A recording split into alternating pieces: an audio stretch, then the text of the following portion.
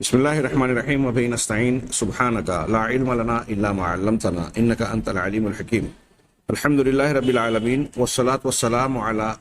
سید المرسلین وعلی آلہ وصحبہ اجمعین ومن تبعہم بإحسان الی یوم الدین اعوذ باللہ من الشیطان الرجیم بسم اللہ الرحمن الرحیم آمن الرسول بما انزل الیہ من ربہ والمؤمنون کل آمن باللہ وملائکتہ وکتبہ ورسلہ لا نفرق بین احد من رسلہ وقالوا سمعنا واطعنا غفرانک ربنا والیک المصیر۔ سامعین کرام، پچھلے درس میں ہم لوگوں نے ایک ہی درس میں قرآن و حدیث کے 3 علمی معجزات پر گفتگو کی کہ بچہ جو پیدا ہوتا ہے اس میں ماں اور باپ کے اثرات موروثی صفات کے اعتبار سے، جسمانی اور ظاہری مشابہت کے اعتبار سے کس بنیاد پر ظاہر ہوتے ہیں۔ اسی طریقے سے لڑکا اور لڑکی ایک ہی نطفے سے پیدا ہوتے ہیں۔ ان باتوں کو قرآن و حدیث نے جس انداز میں، جن دقتوں کے ساتھ، گہرائیوں کے ساتھ بیان کیا، آج اسے دیکھ کر جدید تحقیقات انگشت بدلنا اور حیرت زدہ ہے۔ اسی سے جوڑ کر ہم ایک گفتگو یہ کرنا چاہتے ہیں کہ انہوں نے ایک حلقے میں ایک گفتگو کا ہیئت الاعجاز العلمی والوں نے تذکرہ کیا کہ بیماریوں اور نئے نئے امراض، دکھ اور تکلیفوں کا ظاہر ہونا بے حیائی اور گناہوں کی کثرت اور عام ہونے سے، یہ جنسی تعلق قائم ہونے سے، جو بچے کی ولادت اور دوسرے امور ہوتے ہیں اس کا ایک تذکرہ ہوا، اس سے جوڑ کر اس کی ضد کا ایک ذکر کرنا مقصود تھا۔ لیکن اس سے پہلے ایک اور گفتگو جو اس سے وابستہ ہی نظر آتی ہے، وہ یہ کہ اس وفد نے امریکہ کے کلیت الطب و تشریح، جارج ٹاؤن واشنگٹن کی یونیورسٹی میں شعبہ طب اور تشریح یعنی میڈیکل شعبے میں جو تشریح الاعضاء کی فیکلٹی ہے، اس کے استاذ اور پروفیسر جے ایس جورنجر، ان سے ملاقات کی۔ ان سے ملاقات کرتے ہوئے شیخ عبد المجید زندانی اور ان کے رفقا نے انہیں بھی جنین سے متعلق قرآن و حدیث کی معلومات پہنچائی، بیان فرمائی، اور پھر پروفیسر کیٹ مور کی تصریحات بھی پیش کی۔ تو اس میں بڑی شاندار گفتگو ہے، اور اس کے بعد پروفیسر صاحب نے اعتراف کیا کہ 1400 سال پہلے کسی انسان کے لیے یہ ممکن نہیں تھا کہ ان معلومات کو پیش کر سکے، اور اپنے الفاظ میں انہوں نے قرآن کو وحی کے اور اللہ کے نبی صلی اللہ علیہ وسلم کے نبی ہونے کی حیثیت سے وہ اعتراف کیا کہ یہ یقیناً آسمانی خبروں کو بیان کر رہے ہیں۔ اس ضمن میں میرا مقصود یہ ہے کہ اس سے جڑا ہوا پروفیسر جونجر سے گفتگو کرتے ہوئے شیخ زندانی نے کہا کہ ہماری گفتگو پروفیسر جونجر سے اس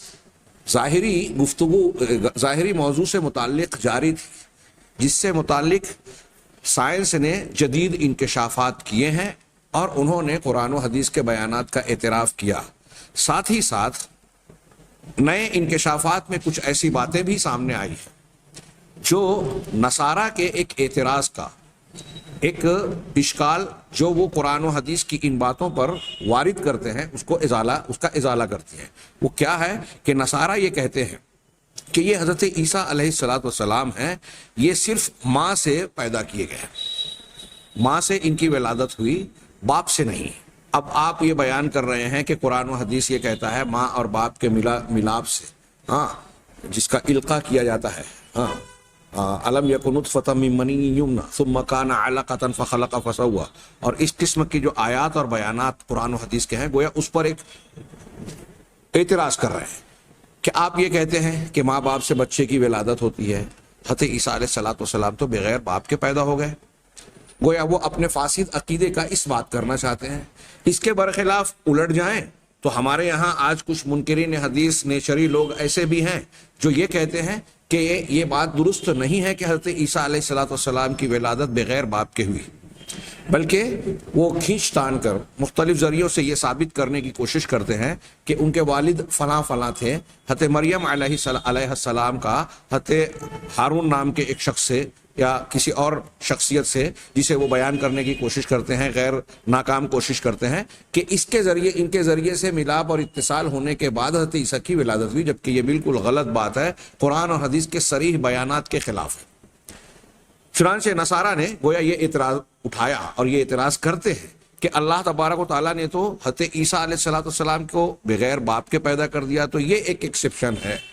اور اس کی بنیاد پر گویا وہ قرآن حدیث پر ایک اعتراض کر رہے ہیں اور حضرت عیسیٰ علیہ السلام کی گویا نعوذ باللہ اپنے نزدیک ثابت، ان کے اپنے عقیدے کے بگڑے ہوئے عقیدے کے مطابق اس کو صحیح ثابت کرنے کی ایک دلیل دے رہے ہیں کہ وہ اللہ کے بیٹے ہیں یا الہ ہے، نعوذ باللہ. چنانچہ یہ کہہ رہے ہیں کہ یہ حضرت عیسیٰ علیہ السلام ہے جو صرف ماں سے ولادت پائے، تو ان کے باپ کون ہیں؟ یثیرون ھذا الاشکال لا يتصورون ان یکون ھناک خلق بدون اب. یہ اشکال اور اعتراض وہ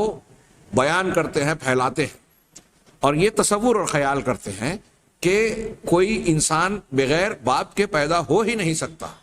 یہ صرف حضرت عیسیٰ علیہ السلام کی گویا خصوصیت ہوئی، اور گویا وہ اسے اس بات کی دلیل کے طور پر پیش کرتے ہیں کہ دیکھیے ایسا ہونا اس بات کا ثبوت ہے کہ نعوذ باللہ یہ اللہ کے بیٹے ہیں. تکاد السماوات یتفطرن، کیا ہے، وتنشق الارض وتخر الجبال خرا ان دعوا للرحمن ولدا. رحمان کے لیے بیٹے کا دعویٰ، آسمان پھٹ پڑے، زمین شق ہو جائے، پہاڑ ریزہ ریزہ ہو جائے، یہ اتنی بڑی گستاخی ہے، رب اس سے بالا تر ہے. چنانچہ انہوں نے گویا اس کی دلیل دینا چاہیے. قرآن نے تو دکتور شیخ زندانی کہتے ہیں کہ قرآن نے خود ان کا اس کا رد کیا اور اس کا جواب دیا، اور ایک مثال بیان کی ان کے رد کے لیے حضرت آدم علیہ السلام کی. اللہ تعالیٰ کا ارشاد ہے سورہ آل عمران آیت نمبر 59 میں کہ ان مثل عیسیٰ، اعوذ باللہ من الشیطان الرجیم، ان مثل عیسیٰ عند اللہ کمثل آدم خلقہ من تراب ثم قال له کن فیکون. کہ عیسیٰ کی مثال اللہ کے نزدیک آدم کی طرح ہے کہ اللہ تعالیٰ نے حضرت آدم علیہ السلام کو مٹی سے بنایا، پھر اس کے بعد کہا ہو جا، یعنی اپنی روح پھونکی، چنانچہ وہ ہو گئے، یعنی ان کا جیتا جاگتا وجود سامنے آ گیا، زندگی. اب یہاں آگے کہہ رہے ہیں کہ سیدھی سی بات ہے کہ آپ اس پر تعجب کر رہے ہیں اور یہ دلیل دینے کی کوشش کر رہے ہیں کہ جب حضرت عیسیٰ علیہ السلام کی ولادت بغیر باپ کے ہوئی، صرف مریم عذرا سے، تو یہ اس بات کی دلیل ہے کہ وہ اللہ کے بیٹے ہیں، نعوذ باللہ. تو یہاں تو ماں بھی موجود ہے. آدم علیہ السلام کا معاملہ تو اس سے بھی زیادہ تعجب خیز ہے. ہم دنیا میں جو معمول دیکھ رہے ہیں کہ بچوں کی ولادت ماں اور باپ یا لڑکا اور لڑکی کے ملاپ کے بعد ہی ہوتا ہے اس کا معاملہ نتیجے کے طور پر. تو حضرت عیسیٰ کی بات جو ہے خرق عادت اور معجزہ ہونے کی بنیاد پر آپ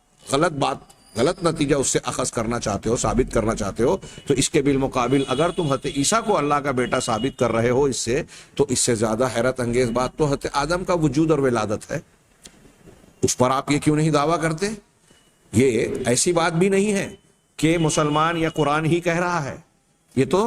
عیسائی، نصارہ ہوں، یہود ہوں، آسمانی کتاب اور مذاہب کو ماننے والے جو بھی ہوں، وہ اس حقیقت سے واقف بھی ہیں اور جانتے بھی ہیں، مانتے بھی ہیں کہ حضرت آدم علیہ السلام کا کوئی ماں نہیں تھی اور نہ باپ تھا. چنانچہ کہہ رہے ہیں کہ ہم تخلیق کے سلسلے میں، بچوں کی ولادت کے سلسلے میں 3 قسمیں پاتے ہیں. ایک آدم علیہ السلام جو کہ بغیر باپ اور بغیر ماں کے پیدا کیے گئے، نہ باپ تھے نہ ماں.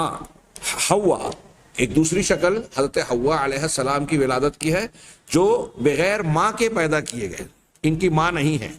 اب جب یہ جملہ کہا جاتا ہے تو یہاں ایک سوال لوگ کرتے ہیں یا کر سکتے ہیں کہ اگر ماں نہیں ہے تو کیا حضرت آدم کو باپ کہا جائے گا؟ نہیں. جو معمول کے مطابق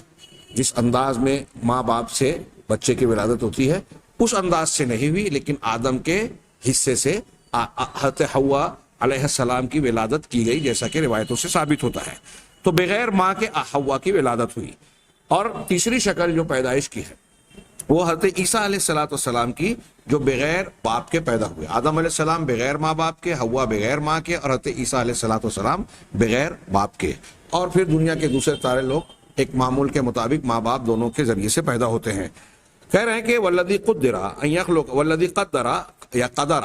جو ذات اس بات پر قادر ہے کہ آدم علیہ السلام کو بغیر باپ اور بغیر ماں کے پیدا کر دے، وہ اس بات پر بھی قادر ہے کہ حضرت عیسیٰ علیہ السلام کو بغیر ماں کے بغیر باپ کے پیدا کر دے. کہہ رہے ہیں وَمَعَ ذَلِكَ لَا يَزَالُ النَّصَارَى يُعَذِّبُونَ، اس کے باوجود، اس واضح صریح دلیل کے بعد انہیں خاموش ہو جانا چاہیے، ان کے لیے کوئی جواب نہیں ہونا چاہیے، لیکن اس کے باوجود وہ ہٹ دھرمی کرتے ہیں اور جدال اور جھگڑا کرتے رہتے ہیں. اور اللہ تبارک و تعالیٰ کی یہ مشیت ہوئی کہ ان کے بالمقابل ایک دلیل کے بعد دوسری دلیل، ایک برہان کے بعد دوسری برہان، یعنی یکے بعد دیگرے نئی سے نئی دلیلیں ان کے سامنے پیش کرتا جائے. آفاق اور انفس میں ایسے دلائل اللہ تبارک و تعالیٰ، پرانے تو جو ہیں نئے سے نئے دلائل اللہ تبارک و تعالیٰ پیش کرتا ہے، جس پر غور کریں تو وہ اپنے اعتراض کے سلسلے میں خاموشی اختیار کرنے پر مجبور ہو جائیں اور اس کی کمزوری کو آسانی سے جان لیں گے. کہہ رہے ہیں کہ اے نصارا، تم اس بات کو کیوں مشکل سمجھ رہے ہو، اسے کیوں اشکال اور قابل اعتراض بات سمجھتے ہو؟ ہاں، تو جواب وہ دیں گے کہ لأننا لا نرى، اس لیے کہ ہم کبھی بھی یہ نہیں دیکھتے کہ کوئی مخلوق بغیر باپ کے، ہاں، اور نہ ان یاتی بغیر اب ولا ام، بغیر ماں باپ کے پیدا ہو. یعنی جو بھی پیدائش ہوتی ہے، بچوں کی ولادت ہوتی ہے، وہ ماں باپ کے ذریعے سے ہی ہوتی ہے. چنانچہ فَإِذَا بِالْعِلْمِ يَكْشِفُ أَنَّ كَثِيرًا مِنَ، تو اب اس کا رد کرتے ہوئے جو اللہ تعالیٰ نے قرآن میں دلیل دی وہ تو کافی شافی وافی ہے، مکمل دلیل ہے، اس کے بعد ضرورت نہیں ہے. لیکن اب سائنسی اعتبار سے بھی اس کی دلیلیں فراہم ہو رہی ہیں. وہ کیا؟ یہ کہہ رہے ہیں کہ یہ بات سائنس نے بے نقاب کی کہ دنیا کے بہت سارے حیوانات ایسے ہیں، ہاں، اور کائنات میں بہت ساری موجودات آج اب بھی ایسی ہیں جن میں توالد اور تناسل، یعنی ایک کے بعد یک کے بعد دیگرے، اولاد در اولاد یا اگلی نسل کا سلسلہ جاری ہے، اور ان کے بچوں کی ولادت ہوتی ہے، جبکہ ان میں ذکور نر کی تلقیح، نر کا مادہ سے ملاپ، اور ملاپ ہونے کے بعد نر کا پانی یا مادہ منویہ مادہ کے اندر داخل ہونے اور جانے کا کوئی معنی یا وجود ہی نہیں ہوتا. بغیر نر کے القاء یا تلقیح کے بچے کی ولادت ہوتی ہے، اگلی نسل بنتی ہے. چنانچہ انہوں نے صرف ایک مثال دی اور وہ شہد کی مکھی کی ہے. یہ شہد کی مکھی ہے، اس کے جتنے بھی نر ہوتے ہیں، ذکور، شہد کی مکھی میں جتنے بھی نر ہوتے ہیں وہ ایسے بیضوں سے عبارت ہوتے ہیں، ہاں، جو نر کے پانی سے ڈالے ہوئے بنیاد پر پیدا نہیں ہوتے. ان کا القاء یا تلقیح نر کے مادہ منویہ کا مادہ کے پیٹ میں یا اندر داخل کرنا، تلقیح کا لفظ واقع اس سے پہلے گزر چکا کہ وہ ہوائیں جو پھول اور پودوں کے تخم کو، بیج کو لے کر نر کے بیج کو مادہ تک پہنچاتی ہے. ایسا کوئی عمل نہ ہوئے بغیر، یہاں بچوں کی شہد کی مکھیوں میں جو نر ہے وہ پیدا ہوتے ہیں. والبیضہ، اور جو بیضہ ہوتا ہے، التی تلقح بماء الذکور تکون شغالۃ انثی، اور کہتے ہیں کہ وہ بیضہ، جو کہ نروں کے پانی سے، نروں کے مادہ منویہ سے جس کی تلقیح کی جاتی ہے، وہ پورا کا پورا کیا کہتے ہیں، ماداؤں سے بھرا ہوتا ہے، وہ ماداؤں میں مشغول ہوتا ہے. یعنی نر کی تلقیح سے جو بچے، شہد کی مکھی کی اگلی نسل پیدا ہوتی ہے وہ مادہ ہوتی ہے، اور شہد کی مکھی میں جو نر پیدا ہوتا ہے اس میں نر کے مادہ منویہ کا کوئی دخل نہیں ہوتا. رہ ذکور فہیہ مخلوقۃ من بید الملکہ بدون ماء الذکور، کہہ رہے ہیں کہ رہے نر شہد کی مکھیاں، تو وہ کہہ رہے ہیں کہ یہ پیدا ہوتے ہیں ملکہ کے بیضے سے، ملکہ کے انڈوں سے، بغیر نر کے پانی کے. ملکہ کے انڈوں سے نر شہد کی مکھیوں کی پیدائش ہوتی ہے، اور اس میں کوئی گویا ملاوٹ نہیں ہوتی نر کے پانی کی یا اس کے مادہ منویہ کی. وَهُنَاكَ أَمْثِلَةٌ كَثِيرَةٌ عَلَى ذَلِكَ، کہہ رہے ہیں کہ یہاں ایسی اور بھی بہت ساری مثالیں ہیں، بہت ساری. اللہ تبارک و تعالیٰ کی شان ہاں عجیب و غریب ہے. آپ اگر حیوانات کو کسی زولوجی کے ماہر کو پکڑ کے پوچھیں تو حیوانات کے اندر ہمارے ارد گرد میں ایسی بہت سی چیزیں آپ کو سنائی دے گی, دکھائی دے گی کہ سمجھ میں نہیں آتا, ہمارے علم میں نہیں ہے. اللہ تبارک و تعالیٰ نے گویا عام اصولوں سے ہٹ کے, جیسے مثال کے طور پہ کہتے ہیں ثعبان, اژدہا, ہاں اس کی قوت شامہ کہاں ہوتی ہے؟ سونگنے کی طاقت, ناک نہیں ہوتی اس کی, ناک میں نہیں بلکہ زبان میں ہوتی ہے. کہتے ہیں مینڈک, یہ 1 منٹ سے زیادہ منہ اپنا کھلا نہیں رکھ سکتا, اگر کھلا رکھ دے تو مر جائے گا. کیوں؟ اس لیے کہ جب وہ منہ کھولتا ہے تو اس کا عمل تنفس رک جاتا ہے. جب منہ بند رہے گا تو تنفس کا عمل جاری رہے گا. سارے انسانوں کے ایک دل ہوتے ہیں, عام طور سے حیوانات کے ایک دل ہوتے ہیں. ہاں اللہ تعالیٰ نے کچھ ایک منافق کے بارے میں, کسی کے بارے میں لوگوں نے کہا کہ اس کے 2 دل ہیں. سورہ احزاب میں اس کا رد کیا کہ اللہ نے کسی انسان کے 2 دل نہیں بنائے, سب کا ایک ہی دل ہوتا ہے ہاں مخلوقات میں. لیکن سائنس والے بیان کرتے ہیں, زولوجی والے, کہ اختبوت جس کو آکٹوپسی کہا جاتا ہے, آکٹوپس کہا جاتا ہے, اس کے 3 دل ہوتے ہیں. یہی شہد کی مکھی, اس کی 5 آنکھیں ہوتی ہیں. ہاں اس طرح کے عجائبات جب آپ دیکھیں گے حیوانات میں, جانوروں میں, ہاں جل تھلیے میں جو ہے ہوا میں سانس لینے کے لیے الگ قدرتی انتظام اس کے جسم میں موجود ہے, پانی میں رہنے کی شکل میں الگ انتظام ہے. جو جہاں رہ رہا ہے وہ اپنے رہنے کے اعتبار سے, ماحول کے اعتبار سے, جغرافیائی علاقے کے اعتبار سے اس کے اندر الگ الگ صلاحیتیں ہیں. یہ صلاحیتیں کس کی دی ہوئی ہے؟ یہ چیخ چیخ کر کہہ رہی ہے کہ رب علیم کی, رب قدیر کی طرف سے عطا کردہ نعمتیں اور صلاحیتیں ہیں. جس رب العالمین نے مختلف علاقوں کی ضروریات کے اعتبار سے چھوٹے چھوٹے حیوانات, بڑے بڑے جانداروں اور دیگر مخلوقات کو ہر چیز حسب ضرورت مہیا فرمائی, اس کے لیے یہ چیزیں کون سی اشکال کی ہے کہ اگر اس نے چاہا تو خرق عادت طور پر معمول سے ہٹ کر کسی کی ولادت کر دی, کسی کو ایسی عجیب و غریب چیز سے نواز دیا جو عام معمول سے ہٹ کر ہے. اس میں کون سے تعجب کی بات ہے؟ یہ نصارہ سے سوال کر رہے ہیں, کہہ رہے ہیں. اور یہ چیز جو بیان کی جا رہی ہے یہ صرف قرآن و حدیث کی بات تو چھوڑیے, ہاں جس کو آپ رد کرنا چاہتے ہیں, آج کی سائنسی دنیا جس کو آپ نہ مانے تو آپ بے وقوف کہلائیں گے. تو سائنس والے تحقیق کرنے کے بعد مان رہے ہیں, اور یہ باتیں جو آج آپ مان رہے ہیں یہ اللہ اور رسول اللہ صلی اللہ علیہ وسلم نے 1400 سال پہلے بیان کی ہیں. تو پھر اس سے کیا پتہ چل رہا ہے؟ اس سے یہ پتہ چل رہا ہے کہ رسول کی باتیں غلط نہیں ہوتی, صحیح علم اور صحیح علیم ذات کی طرف سے آنے والی ہوتی ہے. بلکہ کہہ رہے ہیں کہ بلکہ لقد حدث فی التقدم العلمی ان تمکن الانسان ان ينبه بعض البید لبعض الکائنات فتنمو هذه البیضہ بدون حاجت الى تلقیح الذکر. بلکہ علمی ترقی اب یہاں تک پہنچ چکی ہے کہ انسان اس بات پر آگاہ ہو چکا ہے کہ بعض بیضوں کو, بعض انڈوں کو کائنات کے بعض حصوں سے اس طرح سے جوڑتا ہے کہ وہ بیضہ مرد کی, نر کی تلقیح کے بغیر بیضے سے بچہ پیدا ہو جاتا ہے. یعنی ہم اور آپ یا سائنسی طریقے سے کچھ طریقے اختیار کر کے مادہ کے بیضے کو اس طریقے سے, ایسا ماحول اور ایسے حالات سے گزارا جاتا ہے کہ نر کی ضرورت کے بغیر اس سے بچہ پیدا ہو جاتا ہے. پروفیسر جونجر ہم کو اس بارے میں بیان کرتے ہیں. یہاں شیخ زندانی کہہ رہے ہیں, پروفیسر جونجر کہتے ہیں کہ فی نوع آخر لتناول الموضوع, کہ موضوع سے متعلق ایک دوسری نوعیت کی گفتگو لیتے ہوئے, بیان کرتے ہوئے کہہ رہے ہیں فإن البیض غیر المکسب لکثیر من الحیوانات, کیونکہ بیض,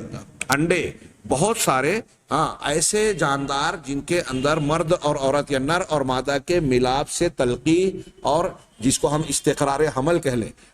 حمل کے ٹھہرنے کا معاملہ مرد اور عورت, مذکر اور مؤنث سے نہیں ہوتا. کہہ رہے ہیں کہ بہت سارے ایسے حیوانات جو لا فقاریہ ہیں, فقری نہیں ہیں, مطلب جن کو ریڑھ کی ہڈی نہیں ہوتی, جیسے جونک ہے اور ایسے کئی جاندار.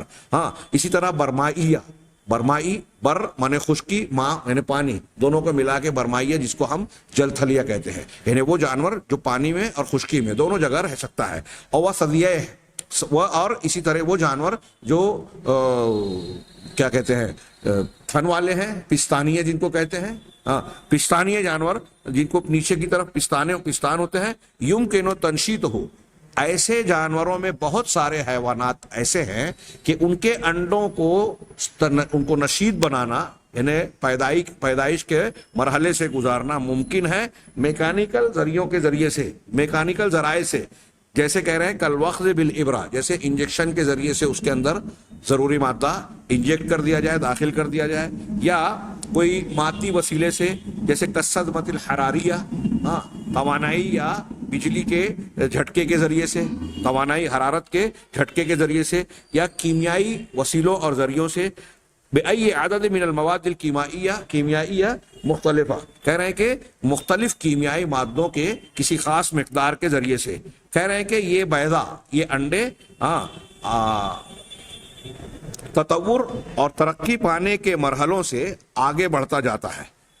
بعض جنسوں میں یعتبر هذا النوع من الجین طبعیاً، کہہ رہے ہیں کہ بعض جنسیات میں، بعض جانوروں اور حیوانات میں یہ جو پیدائش کے مرحلے اس طریقے سے انجام دیے جاتے ہیں وہ قدرتی انداز اور قدرتی کہلاتے ہیں، مینوفیکچرل یا مصنوعی نہیں کہلاتے۔ شیخ زندانی کہہ رہے ہیں کہ جب انہوں نے یہ بیان کر دیا کہ جانوروں میں کئی معاملات ایسے ہوتے ہیں، آج سائنس اسے مان رہا ہے، برت رہا ہے کہ بغیر نر کے استعمال کے بیضے سے بچے پیدا کر رہے ہیں، تو یہ اللہ کی قدرت کا انتظام ہمارے سامنے ہے۔ اب وہ سوال کر رہے ہیں کہ نصارہ کے نزدیک اب اشکال کہاں رہ گیا؟ آپ کہہ رہے ہیں کہ بغیر باپ کے کوئی بچہ پیدا ہی نہیں ہو سکتا، تو جانوروں میں ہمارے گرد و پیش میں یہ سلسلہ جاری ہے، آپ کو کیا مشکل لگ رہا ہے؟ وہ کہتے ہیں کہ یہ ناممکن ہے کہ یہاں کوئی مخلوق ماں سے پیدا ہو بغیر باپ کے، ماں سے بغیر باپ کے کوئی پیدا ہو جائے، ایسا نہیں ہو سکتا، نصارہ کا یہ کہنا ہے۔ اور ان کے سامنے یہ دلیل پیش کی جاتی ہے، چنانچہ یہ ذالک من الامور التی یمکن ان تقاس، یہ ایسے معاملات میں سے ہے جو کچھ ہم نے بیان کیا اور پروفیسر جونجر نے بیان کیا کہ اس پر سامنے جو مثالیں بیان کی جا رہی ہیں اس سے ہم اندازہ لگا سکتے ہیں، اس کے بعد کوئی اشکال باقی رہ ہی نہیں جاتا۔ اللہ تبارک و تعالیٰ نے حقیقت کہہ رہے ہیں آگے، حالانکہ اللہ تبارک و تعالیٰ نے قطعی اور شافی جواب قرآن مجید میں دے دیا، جبکہ اللہ تعالیٰ نے آدم علیہ السلام کی مثال دی، جس پر وہ بھی ایمان لاتے ہیں کہ حضرت آدم کے نہ باپ تھے نہ ماں۔ تو تم اے نصارہ کس بات کو مخلوق میں مخلوق ہونے کے اعتبار سے مشکل سمجھ رہے ہو کہ ایک ذات اللہ تبارک و تعالیٰ بغیر ماں باپ کے پیدا کر سکتا ہے تو بغیر باپ کے کیسے پیدا نہیں کر سکتا؟ کیونکہ اللہ تبارک و تعالیٰ نے تمہارے سامنے ایک ایسی مخلوق کی مثال پیش کی ہے جسے تم جانتے ہو اور ایمان رکھتے ہو کہ وہ بغیر باپ کے اور بغیر ماں کے پیدا ہوئے، اور وہ آدم علیہ السلام ہے، جیسا کہ اللہ کا ارشاد ہے ان مثل عیسیٰ عند اللہ کمثل آدم خلقہ من تراب ثم قال له کن فیکون۔ کہہ رہے ہیں کہ ویشاء اللہ عز وجل، اللہ تبارک و تعالیٰ کی یہ مشیت ہوئی کہ اب ایسا آج کا دور علمی اور سائنسی اعتبار سے ترقی کرے، آگے بڑھے، اور سائنسی اعتبار سے ایسی باتیں بے نقاب اور منکشف ہوں جو کہ ایک دلیل کے بعد حق کو بیان کرنے کے سلسلے میں ایک دلیل کے بعد دوسری دلیل کا درجہ حاصل کرتی جائے، جو قرآن میں اللہ تبارک و تعالیٰ نے کہا ہے کہ عنقریب ہم آفاق میں اور انفس میں انہیں یہ دلیلیں دکھائیں گے، اور عنقریب ان کے سامنے خبریں آئے گی۔ یہ حقائق جب منکشف ہو رہے ہیں تو قرآن کے یہ بیانات مزید کھلتے جا رہے ہیں، اور یہ نئی دلیلیں اللہ اور رسول کی حقانیت کے سامنے آتی جا رہی ہیں۔ اس لیے کہ اب یہ جو دلیلیں اور انکشافات ہو رہے ہیں یہ ہمارے زمانے کے اکابر اور بڑے بڑے علماء کے سامنے اس سے یہ بات واضح ہو رہی ہے، جیلم بعد جیلم نسلم بعد نسل، یہ بات ثابت ہو رہی ہے کہ یہ کتاب جس سے کہ علماء آسودہ نہیں ہوتے اور جس کے عجائب ختم نہیں ہوتے، یہ اللہ تبارک و تعالیٰ کی طرف سے نازل شدہ ہے۔ یہ کچھ باتیں، ایک باتیں اعتراض کی جو مجھے موضوع اور مناسب معلوم ہوا کہ یہ ہمارے ان حضرات کو جو خاص طور سے مناقشہ اور دعوت و تبلیغ میں بعض اوقات مخالفین کے کچھ اعتراضات کا سامنا کرنے پر مجبور ہوتے ہیں، ان کے سامنے جب یہ بات آئے تو وہ اس بات کو ذہن نشین رکھیں، اور صرف قرآن کی یہ جو دلیل جس پر لوگ چوں چرا کرنے کی کوشش کرتے ہیں، جو قرآن اور حدیث پر اعتراضات اور سوالات اٹھاتے ہیں، ہمارے یہاں منکرین حدیث بھی عقل کی بنیاد پر، جبکہ وہ عقل والے ہیں نہیں، بے عقلی کی باتیں کرتے ہیں، جب قرآن اور حدیث پر اعتراض کرتے ہیں تو ظاہر سی بات ہے کہ عقل صریح، جیسا کہ علماء سلف اور علامہ ابن تیمیہ وغیرہ نے بہت وضاحت سے لکھا کہ کبھی عقل صریح، صحیح عقل نقل صحیح کی مخالفت نہیں کر سکتی۔ اگر عقل میں اور نقل میں کہیں آپ کو ٹکراؤ نظر آ رہا ہے تو دو میں سے ایک بات ضرور ہوگی، یا تو جو عقل کسی قرآن اور حدیث کے بیان کو غلط سمجھ رہی ہے، وہ عقل کم ہے، صحیح نتیجے سے محروم ہے، صحیح علم سے ناآشنا ہے، اس بنیاد پر وہ اعتراض کر رہی ہے اور اس بات کو گہرائی کو سمجھ نہیں رہی ہے جو قرآن و حدیث میں بیان کی گئی ہے۔ یا دوسری شکل یہ ہوگی کہ نقل یعنی حدیث میں کہیں ضعف یا بیان میں غلطی ہوگی۔ ہاں، تو دونوں میں سے ایک بات ہوگی، اگر صحیح حدیث ہے اور قرآن صحیح ہے تو وہ عقل صریح صحیح عقل کے خلاف نہیں ہو سکتی، لیکن جب صحیح حدیثوں اور قرآن کے بیانات پر کوئی شخص بلا وجہ کا اعتراض کرتا ہے اور اس پر اشکال اور اعتراض اٹھانے کی کوشش کرتا ہے تو بالآخر غور و فکر کیا جائے، تحقیق کی جائے تو معلوم ہوتا ہے کہ یہ عقل ہی ناقص تھی جسے کامل سمجھ کر اعتراض کیا جا رہا تھا۔ ہاں، ہم اب آگے بڑھتے ہیں اور ایک دوسرے عنوان کے تحت ایک معجزے کا اختصار کے ساتھ اسی گفتگو کے پیرائے میں اس درس میں ہم ذکر کرتے ہیں۔ انہوں نے الحلقۃ التاسعہ کے تحت ظہور الامراض والاوجاع بظہور الفاحشہ کہ فاحشہ، بے حیائی، زنا اور بدکاری کے عام ہونے سے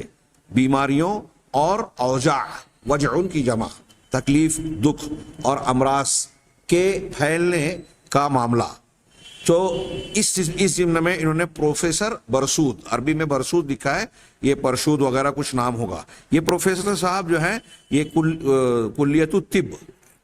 یعنی میڈیکل کالج بے مینوتوبا، کینیڈا کے مینوتوبا میں جو کلیت الطب ہے اس کے استاذ ہیں، رئیس ہیں، اس کے مدیر۔ ہاں، یہ متعدد کتابوں کے مؤلف ہیں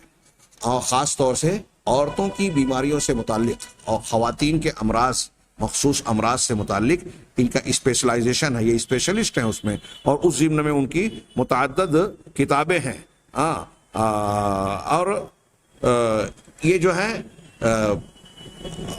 پروفیسر کیٹ مورک جاننے والے تھے، انہوں نے ان کا گویا تعارف بھی کرایا اور پھر انہوں نے بتایا کہ یہ جو ہے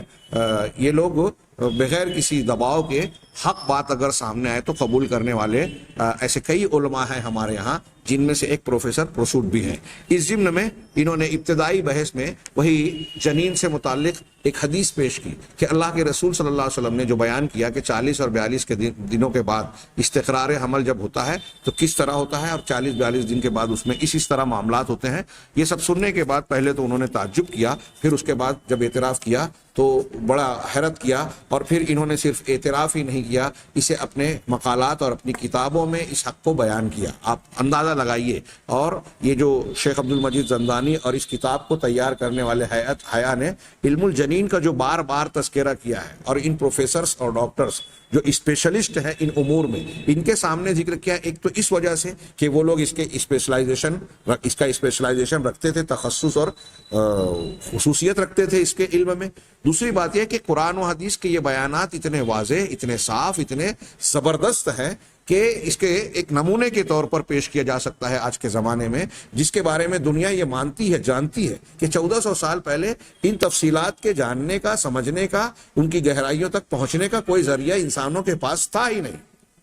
اور آج قرآن کے یہ الفاظ چمک رہے ہیں جس کی تصدیق کرنے پر سائنسی تحقیقات اور علم مجبور ہے۔ یہ بہت واضح دلیل ہے، کوئی معمولی بات نہیں ہے۔ غالباً یہی وجہ ہے کہ اس کی اہمیت و افادیت، تاثیر کو سمجھتے ہوئے ان علماء کرام نے، عرب علماء نے بار بار مختلف پروفیسرز اور اس فن کے ماہرین اور اسپیشلسٹ لوگوں کو بیان کیا۔ لیکن ہمارا یہاں جو گفتگو کا مقصود ہے، اس بحث میں اس جنین سے متعلق گفتگو کا حصہ چھوڑ کر ہم آگے بڑھتے ہیں کہ اس جنین سے متعلق تصویریں بتا کر جو انہوں نے پیش کی۔ پروفیسر پرسود نے بہت ساری بحثیں، تحقیقات پیش کی قرآن اور حدیث کے نئے اور جدید علوم سے تعلق کے ضمن میں۔ آگے یہ بیان کر رہے ہیں کہ پروفیسر پرسود نے جب تحقیقات کی، قرآن و حدیث کا علم حاصل کیا اور اس کے گہرا مطالعہ کیا، تو اس کے بعد انہوں نے کئی بحثیں کی، تحقیقات اپنی پیش کی۔ قرآن سنت کا جدید علوم سے کیا تعلق ہے، ربط ہے۔ عام طور سے اس میں ایک چیپٹر، ایک حلقہ اس موضوع سے متعلق مستقلاً ہے کہ دنیا میں مذہب اور سائنس کی ایک جنگ چھیڑی گئی، اور یہ باور کرایا گیا کہ سائنسی تحقیقات کا ساتھ مذہب نہیں دے سکتا، مذہبی تعلیمات عام طور سے نئی تحقیقات سے ٹکراتی ہیں اور بہت ساری باتیں مذہب کے نام پر بے بنیاد اور غیر سائنسی غیر علمی طور پر مشہور ہو گئی ہیں اور لوگ اسے عقیدے اور عقیدت کے ساتھ مانتے ہیں۔ یہ بات دوسرے مذاہب کے تعلق سے مشہور ہوئی اور اس میں اسلام کو بھی گویا لپیٹنے کی کوشش کی جاتی ہے۔ تو ہم یہاں کہتے ہیں کہ دیگر مذاہب کے اندر چونکہ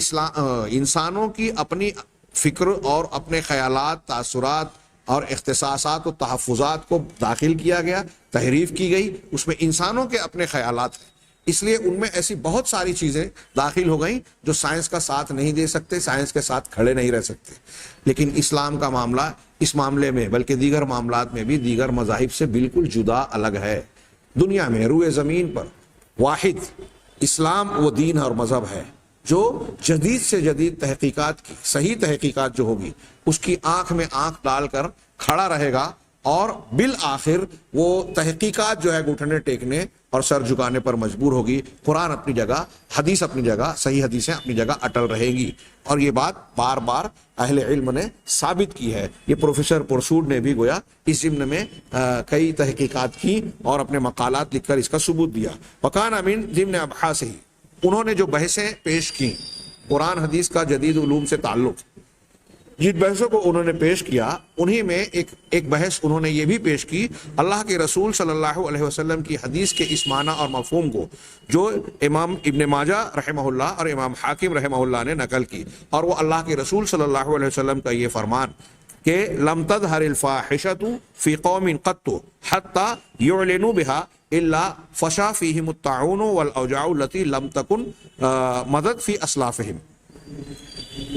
کہہ رہے ہیں کہ کوئی بھی کسی بھی قوم میں کسی بھی قوم میں اگر فاحشہ، بے حیائی،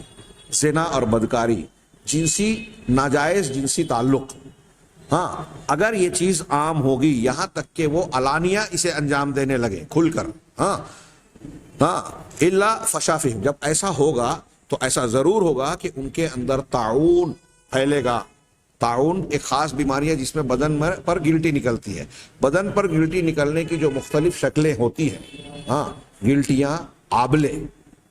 وہ طاعون کی قسموں میں شمار کیے جا سکتے ہیں۔ تو ان کے اندر مختلف قسم کے طاعون کا پھیلاؤ ہوگا، والاوجاع، اور ایسے امراض، ایسی تکلیفیں، التی لم تکن مضت فی اسلافہم، جو کہ ان سے پہلے ان کے اسلاف میں نہیں گزری تھی۔ کہہ رہے ہیں اسے ابن ماجہ نے فتن میں، حاکم نے بھی نقل کیا اور اسے صحیح کہا۔ ہوا ذا پروفیسر پرسود، یہ پروفیسر پرسود ہے جو ہمیں اپنے بحث کے ایک جزم میں حدیث کے اس ٹکڑے کی وضاحت کرتے ہوئے کہتے ہیں کہ من المعترف بہ الآن،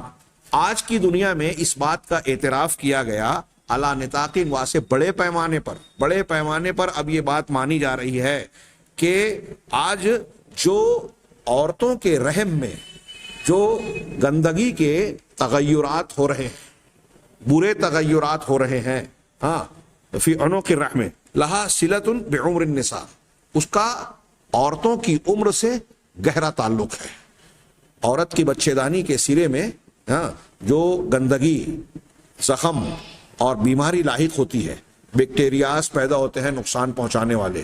اس کا عورت کی عمر سے ساتھ ہی ساتھ، کیوں اس کے عورت کی عمر کے ساتھ وعدد مرات الجماع، اور وہ خاتون جماع، ہم بستری یا کسی مرد سے کتنی مرتبہ تعلق قائم کرتی ہے، اس سے بھی اس کا تعلق ہے۔ وعدد مرات الولادہ، اور بچے کی ولادت کی تعداد کے مطابق سے بھی اس کا تعلق ہے۔ عدید من دراسات علم الاوبیاء، کہہ رہے ہیں کہ ماحولیات اور حالات کی تحقیقات پر مشتمل بہت ساری اسٹڈیز اور تحقیقات نے یہ ظاہر کیا ہے کھلے طور پر کہ متعدد جنسیہ کے لوگوں کے درمیان جنسی تعلق قائم کرنا، علاقہ متبادلہ، ایک دوسرے سے باہمی تعلق، جسمانی تعلق قائم کرنا، یہ جو ہے ایسا تعلق جس میں ایک مرد اور سے صرف پر انحصار نہ کیا جائے، متعدد جنسیت کے لوگوں کو کے ساتھ ایک دوسرے کے ساتھ ربط قائم کرنا، تعلق قائم کرنا، کہہ رہے ہیں کہ یہ سرطان عارضی کو کا بہت بڑا سبب بن سکتا ہے. اسی طریقے سے اس کے ایسی بیماری کے پیدا ہونے کا بڑے پیمانے پر اس سے امکان پیدا ہو جاتا ہے. کہہ رہے ہیں کہ ان نتائج و مخاطر العلاقات الجنسیہ غیر شرعیہ، کہ ناجائز جنسی تعلقات کے نتیجے اور خطرات، اور اسی طریقے سے منحرف جنسی اعمال. اب منحرف جنسی اعمال میں ایک مرد اور عورت کا ایک تو شادی شدہ تعلق ہوتا ہے، اور شادی شدہ تعلق کے باوجود وہ شادی شدہ ہو یا غیر شادی شدہ، غیر فطری اور فطری عمل کا بھی معاملہ ہوتا ہے. ہمارے یہاں آج لوگ سوال کرتے ہیں بڑی بے شرمی سے کہ مرد اور عورت ایک دوسرے کے جسمانی تعلق جب قائم کرتے ہیں تو جو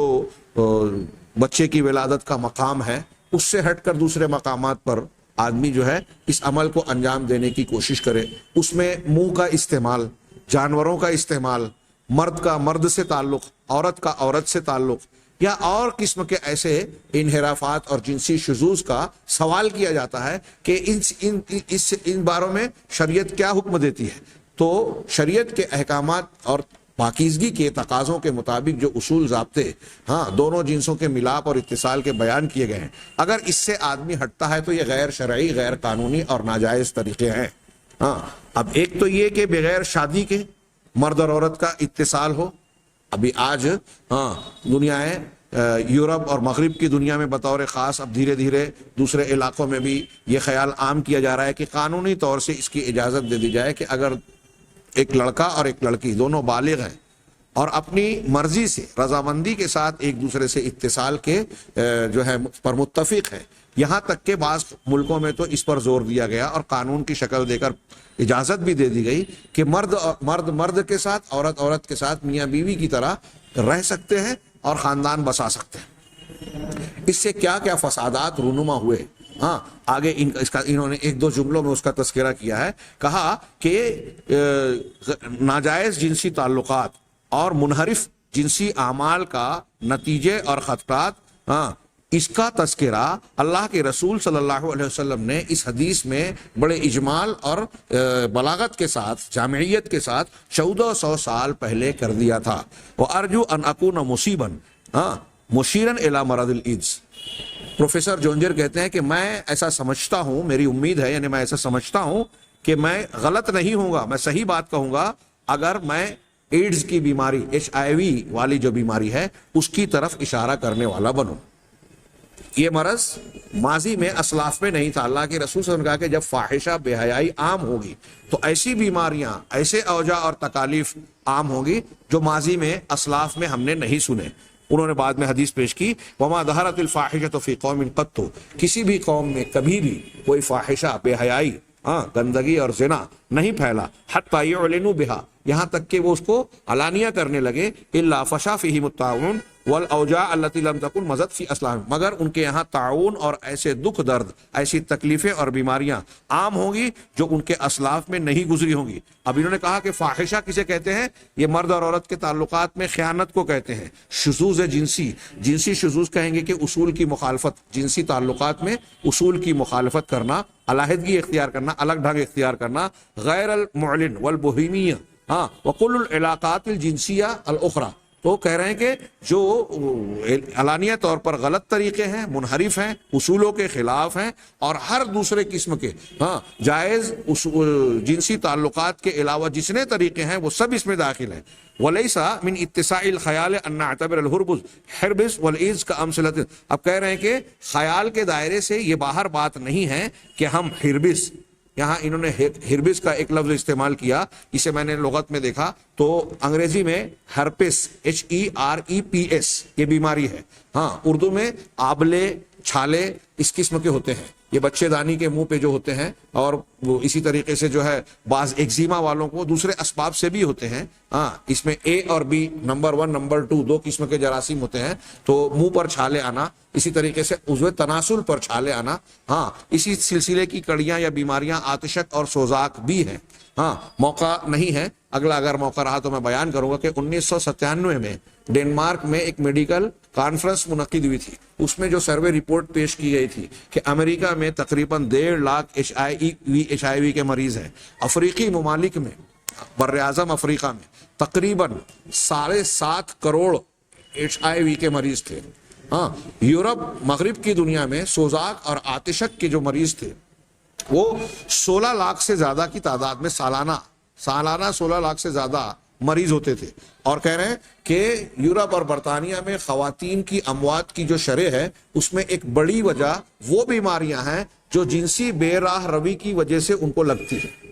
یہ HIV کے جراثیم یا وائرس کے پھیلنے کا آج تک سائنسدانوں کے اور لوگوں کا کہنا یہ ہے کہ 95 بلکہ 99% وجہ غیر قانونی جنسی تعلق ہے. ہاں یعنی زناکاری، بدکاری، کسی ایک مرد اور ایک عورت پر اکتفا نہ کرنا، مختلف مردوں اور مختلف عورتوں سے اسی طرح ہم جنسی اختیار کرنا. تو سب سے اس وائرس کے پھیلاؤ کی سب سے بڑی وجہ ناجائز جنسی تعلق رہا ہے. یہ قرآن نے گویا یہ اللہ کے رسول صلی اللہ علیہ وسلم نے جو بیان کیا. پروفیسر جونجر کہہ رہے ہیں کہ یہ حیرت انگیز بات ہے کہ آج کے زمانے میں یہ جو ہرپس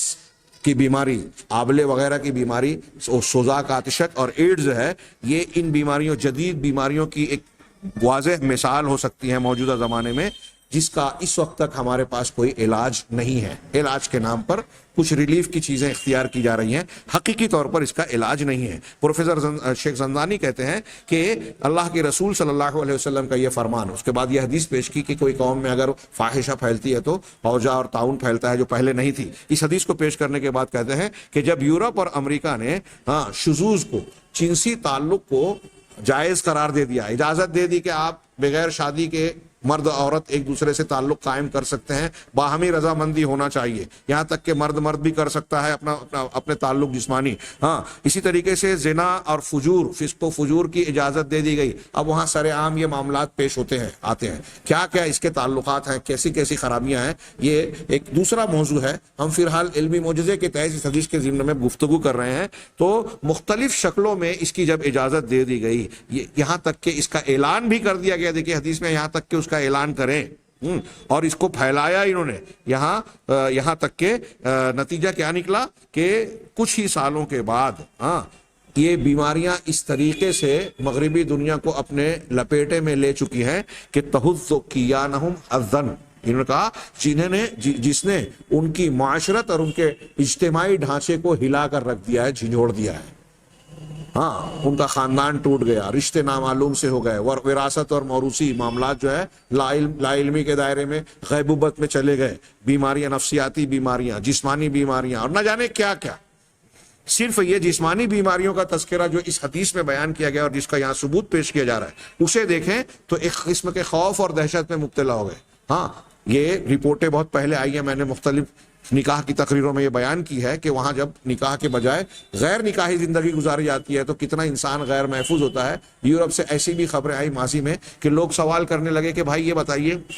بیوی شوہر سے پوچھتی تھی کہ ہم اگر آپس میں ایک دوسرے سے ملنا چاہتے ہیں تو پہلے آپ اپنا میڈیکل چیک اپ کرا لیں کہ HIV پازیٹیو ہے، پازیٹیو تو نہیں ہے، نیگیٹو ہے. اسے یہ اس بات کا ڈر ہے کہ یہ میرا شوہر ضرور ہے لیکن باہر اس نے کسی گندی یا بیماری والی عورت سے تعلق قائم کیا ہوگا تو اس کے ذریعے سے اب وہ جراثیم یا وائرس میرے اندر بھی آ جائے گا. یہی بات مردوں کو اپنی بیویوں اور اپنی عورتوں سے متعلق خطرہ لاحق ہوتا ہے اور اس کے لیے وہ اس عمل سے نہیں رکتے، اس عمل میں اپنے آپ کو بیماری سے بچانے کی تدابیر اختیار کرتے ہیں کہ کونڈوم یوز کیا جائے اور فلاں چیز یوز کی جائے، استعمال کی جائے. اور ایسا استعمال کر کے وہ سمجھتے ہیں کہ اپنے آپ کو محفوظ کر لیا. کہہ رہے ہیں کہ اس نے ان کے ڈھانچوں کو ہلا کر رکھ دیا ہے. اور رسول اللہ صلی اللہ علیہ وسلم نے سچ فرمایا کہ یہ نئے امراض ہیں، طاعون جو پھیلا ہوا ہے اور ایسی بیماریاں جو پھیلتی جا رہی ہیں اور لوگوں کے درمیان سرایت کرتی جا رہی ہیں جبکہ لوگ اس سے خوف زدہ ہیں. اللہ فشا فیہم الطاعون والاوجاع، یہ اللہ کے رسول صلی اللہ علیہ وسلم کے اس فرمان کی تصدیق ہے کہ ایسے طاعون پھیلتے، ایسی بیماریاں پھیل رہی ہیں جسے اپنے اسلاف میں انہوں نے سنا نہیں ہوگا. پروفیسر برسود کہتے ہیں شیخ زندانی کہتے ہیں کہ پروفیسر برسود کی قابل شکر اور قابل ستائش یہ کوششیں ہیں اس باب میں جب ان سے اس ظاہری شکل صورت کے تعلق سے سوال کیا گیا جس پر انہوں نے خود تحقیقات کر کے اپنے آپ کو مطلع کیا اور اس کی بحث اور مباحثے اور تحقیقات میں خود شریک ہوئے. تو پروفیسر پرسود کہتے ہیں، یہ آخری بات ہے کہ وہ کہتے ہیں کہ وہ بات جو مجھے بیان کی گئی وہ یہ ہے کہ محمد صلی اللہ علیہ وسلم ایک انتہائی عادی یعنی معمول کی زندگی گزارنے والی شخصیت تھی. یعنی کوئی ایکسٹرا معاملہ علمی تعلیمی طور پر نہیں تھا کہ وہ کسی فن کے اسکالر رہے ہوں، محقق رہے ہوں، ہاں، بلکہ ولم یکن یقرأ ولم یکن یکتب، نہ وہ لکھتے، نہ پڑھ سکتے تھے اور نہ لکھتے تھے، بلکہ حقیقت میں وہ امی تھے۔ اور ہم وَنَحْنُ نَتَحَدَّثُ عَنْهُ، اور ہم آپ کے بارے میں، محمد صلی اللہ علیہ وسلم کے بارے میں یہ بات کر رہے ہیں کہ آپ 1400 سال پہلے ایک امی آدمی تھے۔ ایک تو مدت اور زمانے کے اعتبار سے 1400 سال پیشتر، اور پھر اس زمانے کے اعتبار سے بھی آپ امی، جو کہ انتہائی گہری، دقیق اور انتہائی حیرت انگیز شکل میں ہمارے سامنے ایسی تصریحات پیش کر رہی ہے یہ امی شخصیت، اور ایسی باتیں پیش کر رہی ہیں جو علمی اور سائنسی مزاج، یعنی بالکل سائنٹیفک ہے۔ میں اکثر یہ جملہ کہتا ہوں کہ دنیا میں سب سے زیادہ سائنٹیفک دین بلکہ ٹوٹلی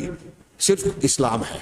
آپ کی پیش کی ہوئی تعلیمات، آپ کی باتیں انتہائی سائنٹیفک مزاج کی حامل ہیں، علمی انداز کی، کہ اگر بڑی سے بڑی تحقیق اور گہرائی کرنے کے بعد کوئی آدمی نتیجہ اخذ کرے گا تو معلوم ہوگا کہ 1400 سال پہلے کی امی شخصیت نے جو بات پیش کی تھی وہ اس کے سامنے ادھوری اور نامکمل سی نظر آتی ہے، یہ ہماری تحقیق اس کے سامنے ادھوری نظر آتی ہے۔ کہتے ہیں کہ پروفیسر صاحب نے کہا وَأَنَا شَخْصِيًا لَا أَسْتَطِيعُ أَنْ أَرَى كَيْفَ يَكُونُ هَذَا مُجَرَّدُ مُشَاهَدَةٍ، میں شخصی طور پر یہ نہیں کہہ سکتا، میں نہیں سمجھ سکتا کہ یہ اتفاق والی بات کیسے ہو سکتی ہے۔ یہ کوئی اتفاق کی بات نہیں ہو سکتی کہ 1400 سال پہلے ایک امی شخصیت اتنی گہری باتیں، اتنی گہری علمی باتیں سائنٹیفک انداز کو لیے ہوئے بیان کرے۔ ہونا کا اشیاء کثیرۃ دقیقہ، یہاں بہت ساری چیزیں ایسی موجود ہیں جو دقت لیے ہوئے ہیں۔ ڈاکٹر کیٹ مور وغیرہ کا تذکرہ کر کے کہتے ہیں کہ میں اس بات میں کوئی مشکل محسوس نہیں کرتا کہ اپنی عقل کو اس بات کے موافق بناؤں، اس سے متفق کروں کہ یہ الہام الہی ہے اور وحی قادۃ الی البیانات، جو کہ اللہ کی طرف، اور یا وحی ہے جو کہ ایسے بیانات کی طرف اشارہ کر رہی ہے، رہنمائی کر رہی ہے۔ آخر میں شیخ زندانی نے پھر کہا کہ یہ جو ان کے بیانات ہیں، یہ اعترافات دنیا کے اوپر حجت قائم کرنے کے لیے کافی ہیں، جدید دلیلوں کے طور پر، کہ یہ وحی ہے جو اللہ کے جانب سے محمد رسول اللہ صلی اللہ علیہ وسلم کی طرف آئی۔ ھذا الوحی الذی نزل بعلم اللہ، یہ وہ وحی ہے جو اللہ کے علم کے ساتھ نازل ہوئی۔ لیکن اللہ یشہد بما انزل الیک انزلہ بعلمہ، کہ اللہ اس بات کی گواہی دیتا ہے کہ جو کچھ آپ کی طرف نازل کیا، بما انزل الیک انزلہ بعلمہ، کہ جو کچھ اللہ کی طرف، رسول کی طرف نازل کیا ہے اپنے علم کے ساتھ نازل کیا ہے۔ چنانچہ یہ ہدایت ہے، یہ بینہ ہے، روشن دلیل، اور یہ دلیل ہے، اور یہی مدلول علیہ بھی ہے، یعنی وہ چیز جو دلیل قائم کر رہی ہے اور وہ چیز بھی جس پر دلیل دلالت کر رہی ہے، یعنی رہنمائی کے طور پر، اور یہ حق ہے جو ہمارے سامنے قیامت تک باقی رہنے والا ہے۔ وَيَرَى الَّذِينَ أُوتُوا الْعِلْمَ الَّذِي أُنزِلَ إِلَيْكَ مِن رَّبِّكَ هُوَ الْحَقُّ وَيَهْدِي إِلَى صِرَاطِ الْعَزِيزِ الْحَمِيدِ۔ یہ تھوڑا سا تذکرہ ہوا۔ آئندہ دروس میں کچھ معجزات علمیہ کا ہم اختصار اور سرسری انداز میں تذکرہ کریں گے۔ مجھے اس بات کا احساس ہو رہا ہے کہ یہ باتیں قدر طویل ہو گئی، لیکن میں ایسا محسوس کرتا ہوں کہ ان امور پر تفصیلی گفتگو نہیں کی جاتی، تو جو کچھ باتیں اب تک ہم نے قدر تفصیل سے کی، ہو سکتا ہے کہ اس میں بھی بعض باتیں باقی ہوں، لیکن یہ ایک نمونے کے طور پر میں نے پیش کی ہیں کہ جدید دور میں قرآن و حدیث کے بیانات کو جدید علمی تحقیقات کی روشنی میں پیش کرنا، یہ مسلمان دعات کا، مبلغین کا، دوسرے لوگوں پر حجت قائم کرنے کا ایک شعبہ باقی ہے، اور آج یہ ہمارے لیے ایک بہت اہم میدان ہے جس کے ذریعے سے ہم اسلام کی حقانیت کو لوگوں کے سامنے پیش کر سکتے ہیں۔ جیسے کہ ہم دیکھ رہے ہیں کہ یہ وفد مختلف دکتور اور متخصصین، اسپیشلائزیشن والے لوگوں کے پاس جا رہا ہے، اور وہ لوگ اعتراف کرنے پر مجبور ہو رہے ہیں۔ دعوت کا یہ شعبہ بہت اہمیت کا حامل ہے۔ آئندہ دروس میں بھی ہم کچھ معجزات علمیہ پر اور اس کے بعد معجزات تشریعیہ پر نظر ڈالیں گے۔ اللہ تبارک و تعالی ہمیں خیر کی توفیق دے۔ وآخر دعوانا ان الحمد للہ رب العالمین۔